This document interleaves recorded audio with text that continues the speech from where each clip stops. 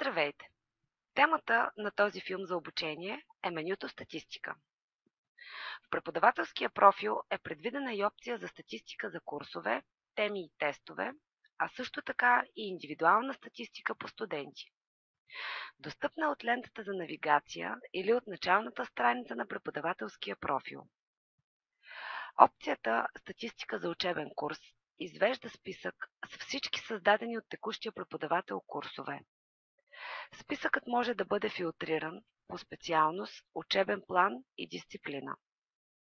Името на курса пренасочва към страница с статистики за студентските посещения на конкретния курс.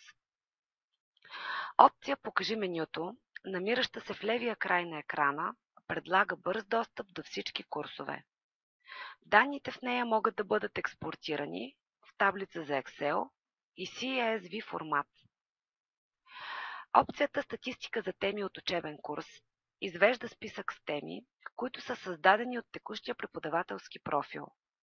При кликване на името на дадена тема се отваря страница с детайлни статистики за посещение на темите, тестовете към тях и за сваляне на ресурси по темата. Опция Покажи менюто, намираща се в левия край на екрана, предлага бърз достъп до всички теми. Статистиките могат да бъдат експортирани в таблица за Excel и CSV формат. В опцията Статистика по тестове са представени всички тестове, създадени от преподавателския профил. Кликането върху тест предоставя информация за потребителските посещения на дадения тест и постигнатите резултати.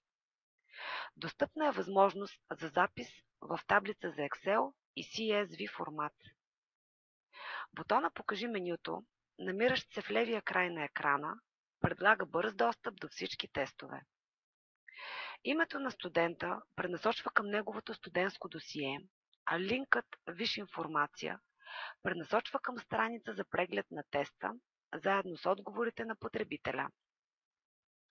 Статистика за учебен курс по студенти извежда списък с всички създадени от текущия преподавател курсове, който може да бъде записан в таблица за Excel и CSV формат.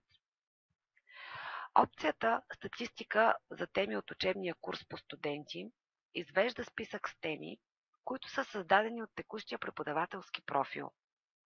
Налично е филтриране по следните критерии: име, факултетен номер, специалност, учебен план, дисциплина, учебен график, начална и крайна дата. Изборът на тема отваря страница с статистики за темите, подобна на тази от раздел Статистика за теми от учебен курс. В раздел Статистика за тестове по студенти е представен списък от всички създадени тестове. Името на теста е линк към детайлна информация за посещенията на теста, сходна с тази в Статистика по тестове. В раздел Статистика по студенти са изведени всички студенти.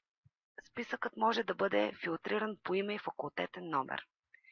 Кликането върху име на студент предоставя индивидуална статистика за посещение на отделните теми и сваляните от тях ресурси.